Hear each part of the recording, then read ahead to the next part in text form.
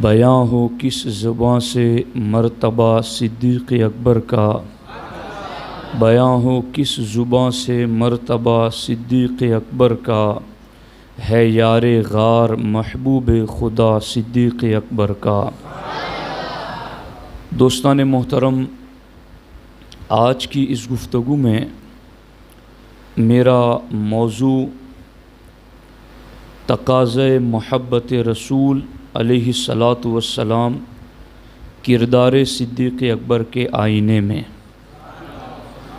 محبت رسول کے تقاضے کیا ہے اور ان تقاضوں کو سیدنا ابو بکر صدیق رضی اللہ تعالیٰ عنہ نے کس طریقے سے پورا کیا، اور پھر ہم ان تقاضوں میں کتنی کوتاہی برت رہے ہیں، اس کا مختصر جائزہ لینے کی کوشش کریں گے۔ دوستان محترم، انسان چاہے مسلمان ہو یا غیر مسلم ہو، فطری اور طبعی اعتبار سے چند چیزوں سے خود بخود پیار اور محبت کرتا ہے۔ انسان اپنے وطن سے پیار کرتا ہے، اور پھر اس سے زیادہ انسان مال اور دولت سے پیار کرتا ہے، اور پھر اس سے زیادہ انسان اپنی اولاد سے پیار کرتا ہے، اور پھر اس سے زیادہ انسان اپنی جان سے پیار کرتا ہے۔ محبت کی یہ ترتیب ملک، وطن، گاؤں سے لے کر کے اپنی ذات تک بتدریج ہر کوئی کرتا ہے۔ اس میں ایمان کی کوئی شرط نہیں ہے۔ جو بھی انسان ہے وہ بالترتیب ان چار چیزوں سے طبعی اور فطری اعتبار سے پیار اور محبت کرتا ہے۔ ایک انسان اپنے ملک سے، اپنے وطن سے، اپنے گاؤں اور اپنے شہر سے اتنا پیار کرتا ہے کہ وہ کسی ملک میں جائے، جو ملک اس بندے کے ملک سے زیادہ خوبصورت ہے، جو ملک اس بندے کے ملک سے زیادہ امیر ملک ہیں، جو ملک ہر لحاظ سے اسے اپنے ملک سے خوبصورت نظر آتا ہے، مگر اس کے باوجود بھی بندہ مہینے، سال، 2 سال گزار کر کے کبھی نہ کبھی اپنے ملک واپس ضرور پلٹتا ہے، اور اسے ان خوبصورت ملکوں کو دیکھنے کی جو تڑپ ہوتی ہے، جب اپنے گاؤں پلٹتا ہے تو اپنے اجڑے ہوئے گاؤں کو بھی دیکھنے کا پیار اس سے زیادہ اس کے دل میں انگڑائیاں لیتا ہے کہ میں اپنے ملک جا رہا ہوں، میں اپنے وطن جا رہا ہوں، میں اپنے گاؤں، اپنے دیہات اور اپنے شہر جا رہا ہوں۔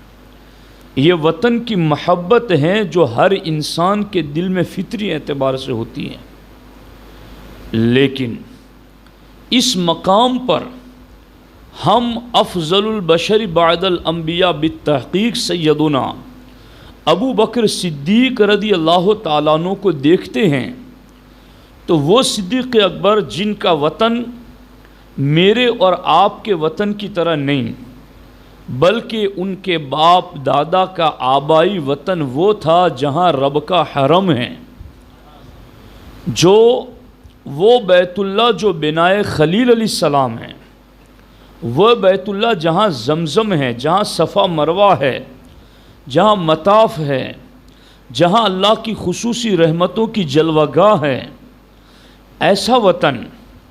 مگر جب محبت رسول نے تقاضا کیا کہ یہ وطن پیارا آپ کو نبی کی محبت میں چھوڑنا ہے، تو صدیق اکبر رضی اللہ تعالیٰ عنہ نے ایک لمحے کے لیے بھی اس میں غور و فکر نہیں کیا، اور ایک لمحے کے لیے بھی یہ نہیں کہا حضور میں سوچوں گا، بیوی بچوں سے مشورہ کروں گا، گھر کے بڑوں سے پوچھوں گا، حضور مجھ جیسا ابو بکر جس کی تجارتیں اتنی زیادہ، جس کا سرمایہ اتنا زیادہ، جس کی لوگوں میں محبتیں اتنی زیادہ، میں ایسا وطن چھوڑ کر کے صرف آپ کے لیے کیسے چلا جاؤں؟ ایک لمحے کے لیے بھی ابو بکر صدیق رضی اللہ تعالیٰ عنہ نے یہ نہیں سوچا، بلکہ سرکار دو عالم صلی اللہ علیہ وسلم نے ایک مرتبہ صدیق سے کہا تھا، حضور صدیق ایک رات آئے گی، میرے رب کا حکم ہے کہ میں نے مکہ چھوڑ کر مدینہ جانا ہے، اور رب نے اس سفر میں میرے ساتھ کے لیے تمہارا انتخاب کیا ہے۔ صدیق اکبر رضی اللہ تعالیٰ عنہ نے جیسے ہی یہ سنا بازار گئے، 2 اونٹنیاں خریدی اور ان کو خوب تازہ موٹا فربا کیا اور اچھی غذائیں کھلائی، اور جو رات ہجرت کی آئی وطن چھوڑنے والی، اور حضور دشمنوں کے جھڑمٹ میں سورہ یاسین پڑھ کے دم درود کر کے نکل گئے، صدیق کے گھر جا کر کنڈی ہلائی۔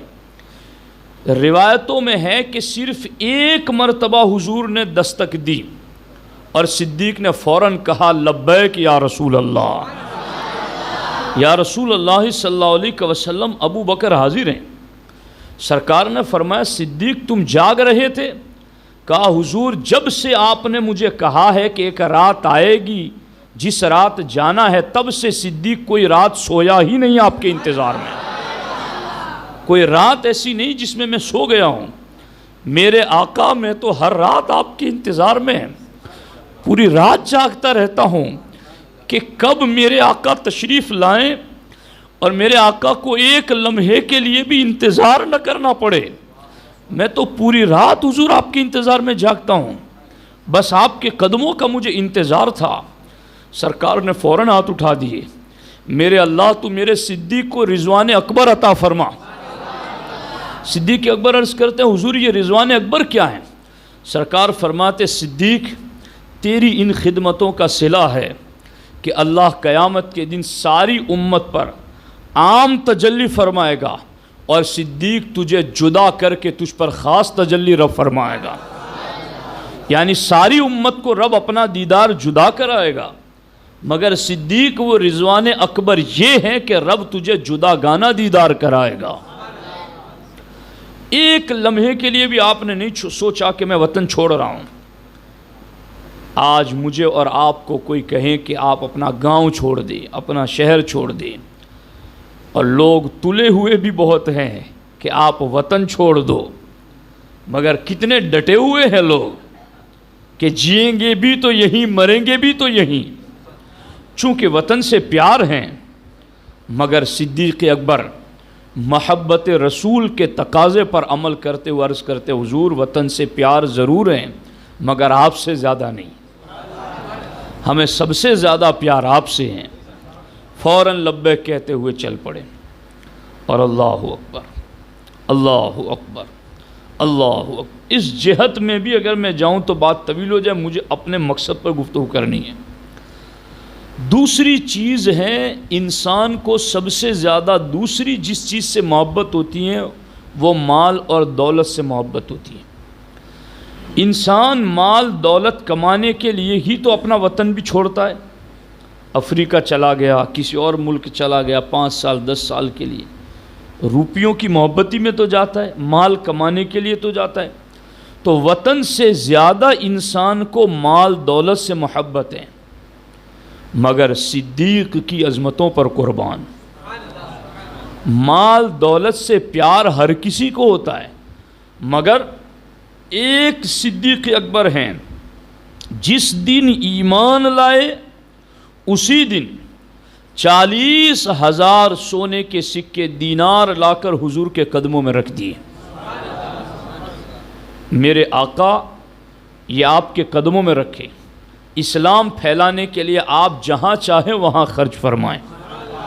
اور روایتوں میں نے پڑھا ہے جیسے مولانا شعیب رضا کے جیب میں پیسے ہو تو چاہے ہماری لاکھ محبتیں ہوں، مگر میں کوئی یوں تھوڑی کہ بغیر ان کی اجازت سے ان کے جیب میں ہاتھ ڈال کر نکال کر خرچ کرنا شروع کر دوں۔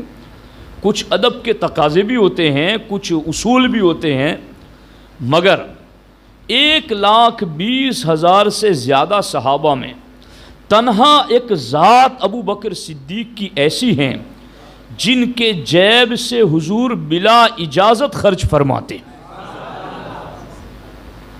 اور ایک مرتبہ جب حضرت صدیق اکبر رضی اللہ تعالیٰ عنہ حضرت بلال کو خرید کر لے کر آئے اور کہا حضور میں نے آپ کے نام پر آپ کے غلام کو خریدا اور آزاد کر دیا، سرکار نے صدیق اکبر سے ارشاد فرمایا صدیق کتنے میں خریدا تم نے بلال کو؟ کچھ پیسے مجھ سے بھی لے لو، بلال کا خریدار میں بھی بننا چاہتا ہوں۔ تو حضرت بلال کی آنکھوں میں آنسو آ گئے اور عرض کیا حل انا و مالی الا لک یا رسول اللہ صلی اللہ علیہ وسلم، حضور میں کیا اور میرا مال کیا، میں بھی آپ کا اور میرا مال بھی آپ کا۔ آپ کے اس غلام نے آپ ہی کے مال سے آپ ہی کے نام پر آپ کے غلام بلال کو خرید کر آپ کے نام پر آزاد کر دیا، میرا اپنا کچھ نہیں ہے حضور، وہ آپ ہی کا ہے۔ حتیٰ کہ حضرت سیدنا شیخ ابو بکر شبلی رضی اللہ تعالیٰ عنہ سے پوچھا گیا کہ کتنے پر کتنی زکوٰۃ فرض ہیں، تو سیدنا ابو بکر شبلی رضی اللہ تعالیٰ عنہ نے ارشاد فرمایا جواب فقہا کے مسلک پر دوں یا فقراء کے مسلک پر دوں؟ جی اس کو دوسرے لفظوں میں سنا ہو کہ عالموں کے مسلک پر دوں یا صوفیوں کے مسلک پر دوں؟ دیکھو تصوف کسے کہتے ہیں جی، لوگوں نے عجیب تصوف گڑھ لیا ہے کہ نماز نہ پڑھنے کو لوگوں نے تصوف سمجھ لیا، پانچوں ہاتھوں میں انگلیوں میں انگوٹھیاں پہننا اس کو لوگوں نے تصوف سمجھ لیا، گلے میں زنجیریں پاؤں میں زنجیریں ڈال کر بے پردہ عورتوں سے ملاقات کرنا اس کو لوگوں نے تصوف سمجھ لیا ہے۔ سیدنا ابو بکر شبلی رضی اللہ تعالیٰ عنہ کہتے کس مسلک پر جواب دوں، فقہا کے یا فقراء کے؟ پوچھنے والا بھی بڑا مستان تھا، اور اس قسم کے مستانوں کی ضرورت ہے سنیوں کو، جو علم سینوں سے نکالے لوگوں تک پہنچائے۔ ان مستانوں کی ہمیں کوئی ضرورت نہیں جنہیں دین کی کوئی ضرورت نہیں۔ اس نے پوچھا حضرت دونوں مسلک پر جواب دے دیں، فقہا کے مسلک پر بھی اور فقراء کے مسلک پر بھی؟ تو حضرت سیدنا ابو بکر شبلی رضی اللہ تعالیٰ عنہ نے فرمایا فقہا یعنی عالموں کے مسلک پر زکوٰۃ 40واں حصہ ہے کہ 2.5% نکالو۔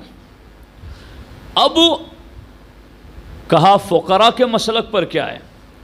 کہا فقراء کے مسلک پر جواب یہ ہیں کہ جو کچھ بھی پاس ہو 40% نہیں، جو کچھ بھی ہیں سب کچھ اپنے محبوب کے نام پر قربان کر دیا جائے، اور قبول کر لیا جائے تو شکر ادا کیا جائے۔ کہا حضور یہ فقراء اور تصوف والا یہ مسلک چونکہ وہ 2.5% والا 40واں حصہ وہ تو حدیثوں میں پڑھا ہے ہم نے، مگر یہ سب کا سب نکال دیا جائے فقراء صوفیہ والا مسلک، تو یہ حضرت اس کی کیا دلیل ہے؟ آپ نے فرمایا اس کی دلیل ابو بکر صدیق کی ذات ہے۔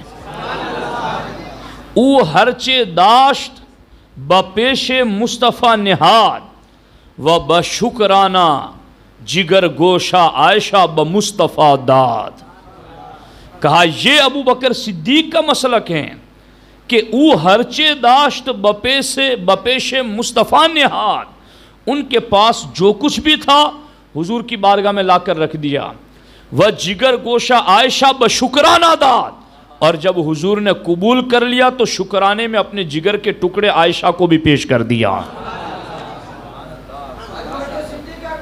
زندہ باد۔ تو آپ اس چیز پر غور فرمائیں کہ انسان کو وطن سے زیادہ پیار مال سے ہوتا ہے، مگر صدیق نے کہا کہ ہمیں مال سے پیار ضرور ہے مگر حضور آپ سے زیادہ نہیں، ہمیں مال سے پیار بھی اس لیے ہے کہ وہ مال محبوب پر نچھاور کیا جائے، محبوب پر خرچ کیا جائے، اور پھر اتنا مال حضور پر لٹایا، اتنا لٹایا، اتنا لٹایا کہ سرکار نے خوش ہو کر فرمایا ما نفعنی مال احد قط الا نفعنی مال ابی بکر۔ سرکار فرماتے مجھے کسی کے مال نے کبھی بھی وہ فائدہ نہیں دیا جو مجھے صدیق اکبر کے مال نے فائدہ دیا ہے۔ اور سرکار نے فرمایا جس کسی نے مجھ پر احسان کیا میں نے اس کے احسان کا بدلہ چکا دیا، سوائے صدیق کے ان کے احسانات دین پر اتنے ہیں کہ قیامت کے دن رب ہی ادا فرمائے گا۔ تو مال سے بھی پیار ہیں، مگر تقاضے محبت میں مال کو قدمان مصطفیٰ پر انہوں نے قربان کیا۔ اور پھر مال سے زیادہ انسان کو اولاد سے پیار ہوتا ہے۔ بندہ اپنے ملک سے باہر 10 سال رہے، خون پسینے کی کمائی جمع کر کے آئے، اور اچانک دیکھا کہ بیٹا بیمار ہو گیا، بیٹی بیمار ہو گئی، تو 10 سال کی خون پسینے کی کمائی چند دنوں میں بیٹوں کی شفا صحت میں بندہ خرچ کر دیتا ہے، ان کی شادیوں میں بندہ خرچ کر دیتا ہے، چونکہ مال سے زیادہ محبت اسے اپنی اولاد سے ہے۔ اب صدیق اکبر کو اس مقام پر دیکھ لیجئے کہ صدیق اکبر کو اولاد سے زیادہ نبی سے کس طریقے سے پیار ہے۔ اللہ اکبر، توجہ ہے آپ کی؟ میں کوئی خاص بات کرنے لگا ہوں اور ساری باتیں خاصی ہو رہی ہیں اگر آپ سن رہے ہو دھیان سے۔ اللہ اکبر۔ صدیق اکبر معاشر رضا، صدیق اکبر رضی اللہ تعالیٰ عنہ وہ خاص رازدار رسول صلی اللہ علیہ وسلم ہے جو راز حضور نے کسی کو نہیں بتائے۔ اور میں نے پڑھا ایک صوفی کا قول کہ صدیق اکبر کے سینے میں جو راز تھے پوری امت میں کسی کے سینے میں وہ طاقت نہیں کہ صدیق اکبر کے رازوں کو برداشت کر سکے۔ وہ راز صدیق اکبر، یعنی یہ سارے صحابہ اور ساری امت سمیت بات ہو رہی ہے کہ یہ حضور کی بات نہیں صدیق کی بات ہو رہی ہے کہ صدیق اکبر کے سینے میں جو راز ہے وہ امت میں سے کسی کا سینہ اس کو برداشت نہیں کر سکتا۔ اس لیے صدیق اکبر رضی اللہ تعالیٰ عنہ جب حضور کا وصال ہوا تو عمر جیسے عمر تلوار بے نیام کر کے مکے میں گھوم رہے تھے، کسی نے کہا کہ حضور وصال فرما کہ اس کا سر تن سے جدا کر دوں گا۔ سیدہ خاتون جنت غم میں اشعار پڑھ رہی تھی، صبت علی مصائب لو انہا صبت علی الایام سرن لیالیہا۔ خاتون جنت کا یہ شعر ہے، اس کا ترجمہ یہ ہے مجھ پر آج ایسی مصیبتیں پڑ گئی ہیں کہ اگر دن پر آتی تو دن رات بن جاتے۔ مولا علی رضی اللہ تعالیٰ عنہ سارے صحابہ غم میں نڈھال ہیں مگر ایک صدیق ہے، آئے چونکہ حضور نے پوری کشتی کا ناخدا ہی تو انہیں بنایا تھا، اور غار میں میں آپ کو یہ بات کن لفظوں میں بتاؤں کہ بندے کے پیچھے ہزاروں دشمن لگے ہو اور ان کا علاقہ قریب ہو تو جتنا ہو سکے بندہ اس علاقے سے نکل جائے گا کہ جتنا ہو سکے اتنا جلدی اس علاقے سے نکل جاؤ، لیکن کیا بات ہے علاقہ کافروں کا ہے۔ حضور نکلے ہیں مکے سے مگر غار ثور میں 3 راتیں ٹھہرے رہے۔ کوئی تو خلوت گاہ حضور ایسی ڈھونڈ رہے تھے جہاں صرف حضور ہو اور صدیق ہو، کوئی تو ایسی چلہ گاہ ہو جہاں آنکھیں صدیق کی ہو چہرہ مصطفیٰ کا ہو، کوئی ایسا تو خلوت قدا ہو جہاں صدیق کا سینہ ہو اور مصطفیٰ کا مشکات نبوت ہو، کوئی ایسی تو جگہ ہو جہاں مصطفیٰ صدیق کو دیکھے صدیق مصطفیٰ کو دیکھے۔ اور وہ راز کی باتیں جو کوئی جگہ لائق نہ تھی اور کوئی اور سننے کے صلاحیت نہ رکھتا تھا، سرکار نے اس جگہ کے لیے انتخاب غار ثور کا فرمایا۔ ورنہ میں اور آپ تو یہ چاہتے ہیں کہ اگر بڑودہ میں ہمیں خطرہ ہو تو ہم حدود سے جتنا جلدی ہو باہر نکلنے کی کوشش کریں گے، مگر خطرہ اتنا کہ دشمن غار کے بھی چاروں طرف۔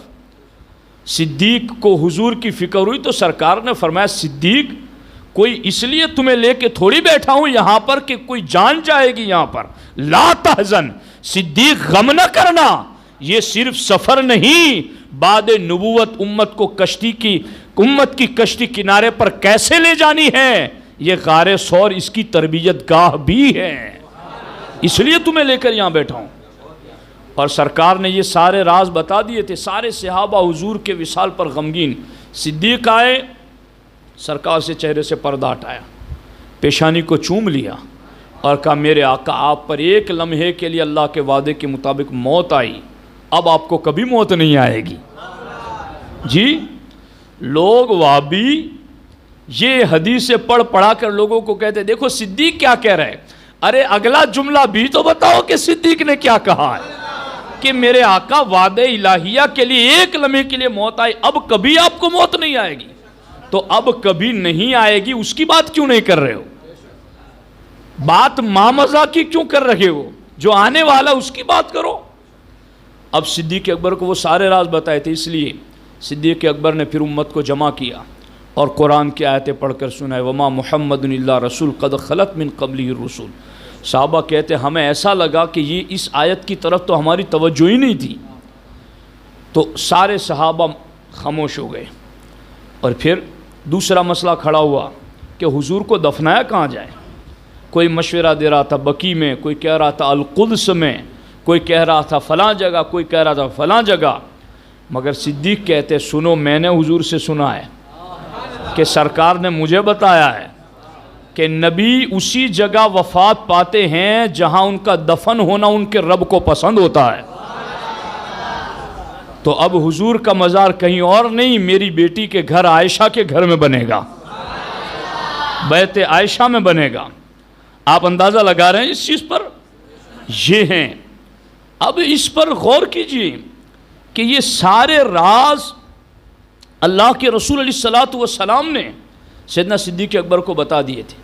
جو اتنا رازدار ہو، میں مولانا شعیب صاحب کی پھر توجہ چاہوں گا، چونکہ پڑھنے پڑھانے سے ان کا تعلق ہے۔ تو سرکار جب خاص چار خلفاء کی شان بیان کرتے تو سرکار سب کی جدا جدا شان بیان کرتے کہ اللہ ابو بکر پر رحم کرے، اس نے یہ کیا میرے لیے، اللہ عمر پر رحم کرے، عمر نے میرے لیے یہ کیا، اللہ عثمان پر رحم کرے، عثمان نے میرے لیے یہ کیا، اللہ علی پر رحم کرے، علی نے میرے لیے یہ کیا رضی اللہ تعالیٰ عنہ۔ تو سرکار اکثر یہ فرماتے اللہ صدیق پر رحم کرے کہ اس نے اپنی بیٹی عائشہ میرے نکاح میں دے دی۔ یہ میں جب پہلے پڑھتا تھا تو میری سمجھ میں یہ بات نہیں آتی تھی کہ سرکار اس مقام پر جب ان کی حوصلہ افزائی کرنی اور یہ کیا بات فرما رہے ہیں۔ مگر پھر میں جب گہرائی میں اترا تو مجھے پتا چلا صدیق جانتے تھے، جو کہ صدیق اکبر نے بعد میں باغ فدق کے موقع پر خاتون جنت کو بھی فیصلہ سنایا۔ جب خاتون جنت باغ فدق طلب کرنے کے لیے حاضر آئیں تو صدیق اکبر نے فرمایا کہ حضور کا فرمان ہے ما ترکناہ صدقہ، کہ ہم نبی اپنی وراثت میں کچھ نہیں چھوڑتے، ہماری وراثت بس علم ہوتا ہے، ہمارا جو کچھ چھوڑا ہوتا ہے وہ امت کے لیے صدقہ ہوتا ہے۔ سمجھ آ رہے ہیں؟ تو سرکار یہ چیز بھی جانتے تھے۔ اور اہل بیت میں سب سے پہلے نمبر پر نبی کی بیویاں ہیں، آپ کو پتہ ہے؟ اہل بیت میں سب سے پہلے نمبر پر کون ہے؟ نبی کی بیویاں، پھر خاتون جنت مولا علی حسنین کریمین وہ بھی اہل بیت ہے، اور دیگر اہل بیت۔ مگر قرآن میں جن کا بحیثیت لفظ اہل بیت ذکر آیا ہے وہ سب سے پہلے نمبر پر نبی کی پاکیزہ بیویاں ہیں۔ اب صدیق اکبر یہ جانتے تھے حضور کا فرمان کہ نبی جو کچھ چھوڑ کر جاتے ہیں وہ ان کی گھر والوں کے لیے ملکیت نہیں ہوتی، وہ وراثت بٹے گی نہیں۔ اور میں اسے تو حیات النبی کی دلیل بھی مانتا ہوں، وراثت اس کی بٹتی ہے جو مر جاتا ہے، جو زندہ ہے ان کی وراثت کیوں بٹے؟ جو شیعہ رافضی وراثت کی بات کر رہے ہیں کیا نبی کو مردہ مانتے ہیں؟ آؤ سامنا کرو اہل سنت کا اس بات پر۔ اگر تم یہ کہتے ہو کہ خاتون جنت کو معاذ اللہ وراثت نہیں دی صدیق اکبر نے، تو وراثت تو اس کی بڑھتی ہے نا جو مردہ ہو جاتا ہے۔ جی، اور میرے نبی تو حیات ہے۔ تو بات میں اصل آپ کو یہ سمجھانے چلا ہوں کہ سرکار صدیق اکبر جانتے تھے کہ حضور نے یہ فرمایا، جیسا کہ آپ نے خود خاتون جنت کو سنایا کہ نبی کی وراثت تقسیم نہیں ہوتی، امت کے حق میں صدقہ ہے۔ تو اہل بیت میں تو پہلے نمبر پر نبی کی بیویاں ہیں، تو کیا صدیق یہ نہیں جانتے تھے کہ میری بیٹی کو بھی کچھ نہیں ملنے والا؟ کہ وراثت نبی کی مال و دولت تقسیم نہیں ہوتی تو میری بیوی میری بیٹی کو بھی تو نہیں ملے گا، جو کہ عائشہ نبی کی بیوی ہیں۔ اور صدیق یہ بھی جانتے تھے کہ میری بیٹی کا نکاح 9 سال کی عمر میں، 6 سال کی عمر میں اور 9 سال کی عمر میں ودائیگی ہوئی، اور اس کے کتنے سالوں کے بعد، 10 سال کے بعد حضور علیہ الصلوۃ والسلام نے وصال فرمایا، یعنی ہجرت کے بعد ماں عائشہ صدیقہ کی رخصتی ہوئی، اور ہجرت کے بعد سرکار نے مدینہ طیبہ میں 15 سال گزارے، حیات ظاہری 10 سال گزارے، 10 سال گزارے مدینہ طیبہ میں، اور اس میں بھی پہلی یا دوسری ہجری میں ودائیگی ہوئی۔ اب غور فرما لیں آپ اس چیز پر کہ ماں عائشہ صدیقہ رضی اللہ تعالیٰ عنہ کے بارے میں صدیق اکبر جانتے تھے کہ ادھر میری بیٹی کی عمر عین جوانی کو پہنچے گی اور حضور وصال فرمائیں گے، اور پھر یہ کہ بیٹی کو وراثت بھی نہیں ملے گی، اس کے باوجود بھی بیٹی نبی کے حق میں عقد نکاح میں دے دینا، یہ وہ بات ہے کہ اپنی اولاد نبی پر قربان کر دی۔ یہ وہ بات ہے، یہ وہ بات ہے کہ اپنی اولاد نبی کے قدموں پر قربان کر دی۔ آج کوئی کتنا ہی بڑا اپنے پیر کا چاہنے والا ہو، مگر اس کی جوان سال بیٹی ہو اور پیر صاحب کی عمر 55-50 سال کی ہو چکی ہو اور بیٹی کے رشتے کی بات کریں تو سامنے مرید بھی برا مان جاتا ہے۔ جی سمجھ آ رہی نہیں آ رہی ہے کہ یہ پیر صاحب اس عمر میں کیا بات کر رہے ہیں؟ مگر صدیق جانتے تھے جب نبی نے نکاح کی بات کی کہ حضور کسی نفس کی خواہشات کی تکمیل کے لیے نہیں کہہ رہے ہیں، حضور نے میری بیٹی میں میری نسل اور میرے خون اور میرے نسب کی ذہانت و فطانت پرکھ لی ہے، اور حضور دیکھ چکے ہیں کہ دین کے پورے علم کا 1/4 حصہ عائشہ کے ذریعہ امت تک پہنچ سکتا ہے۔ تو سرکار نے اس لیے عائشہ کو اپنے نکاح میں منتخب کیا، اور صدیق سارا جانتے ہوئے کہ ادھر بیٹی جوانی کی دہلیز پر پہنچے گی، حضور پردہ فرمائیں گے، وراثت میں کچھ ملے گا بھی نہیں، پھر بھی صدیق نے ایک لمحے کے لیے بھی تردد، توقف، غور و فکر نہیں کیا، بلکہ فوراً اپنی بیٹی دینے کے لیے تیار ہو گئے۔ یہ کہتے ہیں کہ تقاضۂ محبت رسول میں اولاد کو نبی کے قدموں پر یوں قربان کیا جاتا ہے۔ یہ ہے مسئلہ۔ اور پھر اس سے آگے والی بات کہ جب حضرت عبد الرحمن ابن ابی بکر جو حضرت صدیق اکبر رضی اللہ تعالیٰ عنہ کے صاحبزادے ہیں، بعد میں ایمان لائے، ایمان لانے کے بعد ایک مرتبہ اپنے والد صاحب سے باتوں باتوں میں، باپ تھے بیٹا تھے، باتوں باتوں میں کرنے لگے، ابا جی جنگ میں ایک مرتبہ میں کافروں کی طرف سے آیا تھا اور آپ مسلمانوں کی طرف سے آئے تھے، میری تلوار تھی، آپ کی گردن تھی، مگر باپ سمجھ کر میں نے آپ کو چھوڑ دیا۔ حالانکہ جب یہ بات بتا رہے تھے تب ایمان والے تھے، بس یہ ایک حکایت بیان کر رہے تھے پہلے کی۔ تو صدیق اکبر رضی اللہ تعالیٰ عنہ کا جذبہ عشق انگڑائی لیتا ہے۔ آپ جواب دیتے، بیٹا وہ تیرا کفر تھا کہ جس کی وجہ سے تو نے تلوار واپس نیام میں کر لی، اگر اس وقت تلوار میرے ہاتھ میں ہوتی اور تیری گردن ہوتی تو میں ایک لمحے کے لیے بھی توقف نہ کرتا کہ یہ میرا بیٹا، میری نسل اور میرا نسب ہے، حضور کی محبت میں تیرا سر تن سے جدا کر دیتا۔ یہ ہے اولاد کو نبی کے قدموں پر قربان کرنا۔ اور پھر چوتھی چیز ہے جہاں انسان کو سب سے زیادہ پیار ہوتا ہے، وہ اپنی جان ہے۔ اور وہ کیسے میں آپ کو سمجھاؤں؟ ایک بندہ مکان میں ہے، آگ لگ گئی، اور بیٹے بھی ہیں، بیوی بھی ہیں، سب کچھ ہیں، مگر اس وقت انسان کو سب سے زیادہ اپنے بچاؤ کی فکر ہوتی ہے، وہ اپنے وجود کی ہوتی ہے۔ سب سے پہلے دوڑ کے بھاگ کے باہر نکلتا ہے، پھر باہر نکل کر آواز دیتا ہے میرے بیٹے کو بچاؤ۔ گاڑی میں کوئی حادثہ ہو گیا تو نکلنے کی باری ہے تو سب سے پہلے خود کو نکالتا ہے، پھر نکل کے آواز دیتا ہے کہ میرے بیٹوں کو بچاؤ۔ تو پتہ چلا انسان کو اپنی اولاد سے زیادہ اپنی جان سے پیار ہوتا ہے۔ مگر واہ صدیق تمہاری عظمت کو سلام۔ ہجرت کی رات جب گزار کر دن کو چلنے لگے، اللہ اکبر، صدیق کبھی آگے چلتے حضور کے، کبھی دائیں چلتے، کبھی بائیں چلتے، کبھی پیچھے چلتے۔ سرکار فرماتے صدیق کیا بات ہے، ایسا انداز تو تمہارا چلنے کا کبھی نہیں دیکھا کہ تھوڑی دیر آگے چلتے ہو، تھوڑی دیر پیچھے، تھوڑی دیر بائیں، تھوڑی دیر دائیں، یہ کیا بات ہے؟ سیدنا ابو بکر صدیق رضی اللہ تعالیٰ عنہ عرض کرتے ہیں حضور جب مجھے خیال آتا ہے کہ کوئی میرے آقا کو آگے سے تیر مارے گا تو صدیق آگے آ جاتا ہے کہ تیر میرے سینے پر لگے، میرے مصطفیٰ کو نہ لگے۔ جب مجھے خیال آتا ہے کوئی پیچھے سے نہ ہے، میں بھاگ کے پیچھے آ جاتا ہوں تاکہ تیر چلائے کوئی تو مجھے لگے، آپ کو نہ لگے۔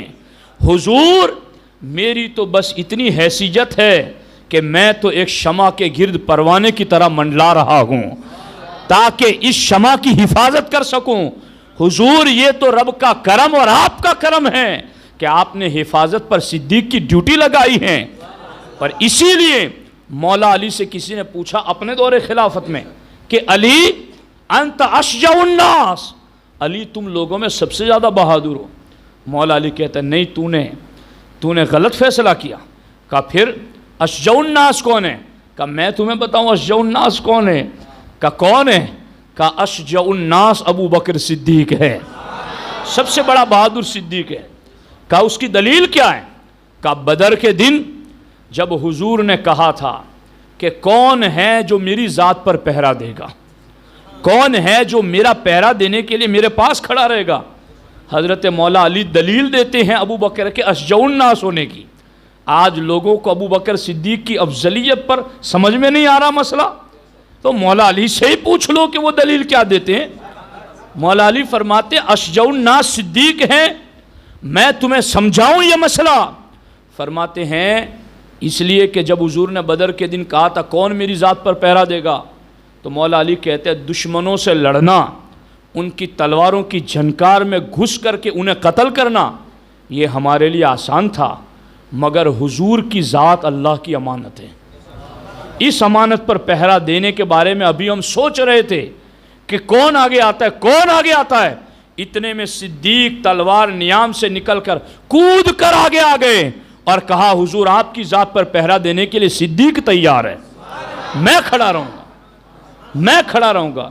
چونکہ سارے صحابہ جانتے تھے جنگ میں جائیں گے تو زیادہ زیادہ کیا ہوگا، ہماری جان جائے گی، مگر یہاں پہرا دینا تو جانے کائنات پر پہرا دینے کا معاملہ ہے۔ یہاں کچھ اگر ہم سے چوک ہو گئی تو پھر اللہ کا غضب نازل ہو جائے گا۔